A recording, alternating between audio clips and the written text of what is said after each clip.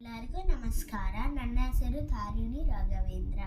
ನಾನಿವಾಗ 12ನೇ ಚಾಪ್ಟರ್ ಹೇಳ್ತೀನಿ. ಓಂ ಶ್ರೀ ಪರಮಾತ್ಮನೇ ನಮಃ. ಶ್ರೀಮದ್ಭಗವದ್ಗೀತಾ ಅಥ ದ್ವಾದಶೋऽಧ್ಯಾಯಃ. ಭಕ್ತಿಯೋಗಃ. ಅರ್ಜುನ ಉವಾಚ ಏವಂ ಸತತಯುಕ್ತಾ ಯೇ ಭಕ್ತಾಸ್ತ್ವಾಂ ಪರ್ಯುಪಾಸತೆ ये चाप्यक्षरमव्यक्तं तेषां के योगवित्तमायः. श्रीभगवानुवाच मय्यावेशमनो ये मां नित्ययुक्ता उपासते श्रद्धया परयोपेताः ते मे युक्ततमा मताः. ये त्वक्षरमनिर्देश्यम् अव्यक्तं पर्युपासते सर्वत्र गमचिन्त्यं च कूटस्थमचलं ध्रुवं सन्नियम्येन्द्रियग्रामं सर्वत्र समबुद्धयः ते प्राप्नुवन्ति मामेव सर्वभूतहिते रताः. क्लेशोऽधिकतरस्तेषाम् अव्यक्तसक्तचेतसाम् अव्यक्ता हि गतिर्दुःखं देयवद्भिरवाप्यते. एतु सर्वाणि कर्माणि मयि सन्न्यस्य मत्परः अनन्येनैव योगेन मां ध्यायन्त उपासते तेषामहं समुद्धर्तां मृत्युसंसारसागरात्.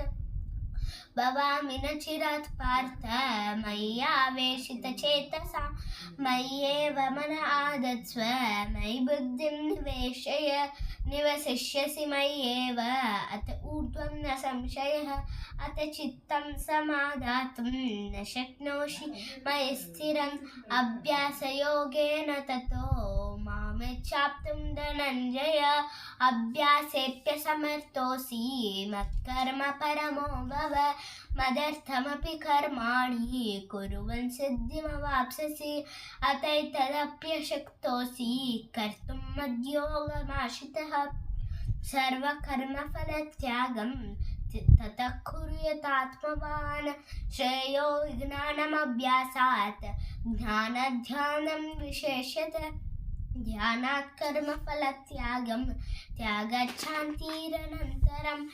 अद्वेष्टः सर्वभूतानां मैत्रः करुण एव च निर्ममो निरहङ्कारः समदुःखसुखक्षमी सन्तुष्टस्तततं योगी योगानो यतात्मा दृढनिश्चयः. मय्यर्पितमनो बुद्धिः यो मद्भक्तः प्रियः. यस्मानो द्विजते लोको लोकानो द्विजते च यः. हर्षामर्षभयोद्वेगैः मुक्तो यः स च मे प्रियः. अनपेक्ष सुचिर्दक्षः उदासीनो गतव्रतः. सर्वारम्भपरित्यागी यो मद्भक्तः मे प्रियः. यो नारिष्यति न द्वेष्टि न शोचति न काङ्क्षति शुभाशुभपरित्यागी भक्तिमान् मे समे प्रियः. समशत्रौ च मित्रे च तथा मानापमानयोः शीतोष्णसुखदुःखेषु सन्तुष्ट समसङ्गविवर्जितः. तुल्यनिन्दस्तुतिर्मौनी सन्तुष्ट येन केनचित् अनिकेत स्थिरमतिः.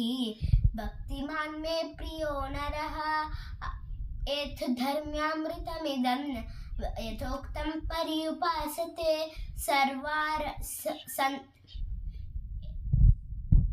श्रद्धादानमत्परमाः भक्तास्तेतीव मे प्रियः. ओम तत्सत् इति श्रीमद्भगवद्गीतासु उपनिषत्सु ब्रह्मविद्यायां योगशास्त्रे श्रीकृष्णार्जुनसंवादे भक्तियोगो नाम 12ोऽध्यायः. ओम हरि ओम. Thank you.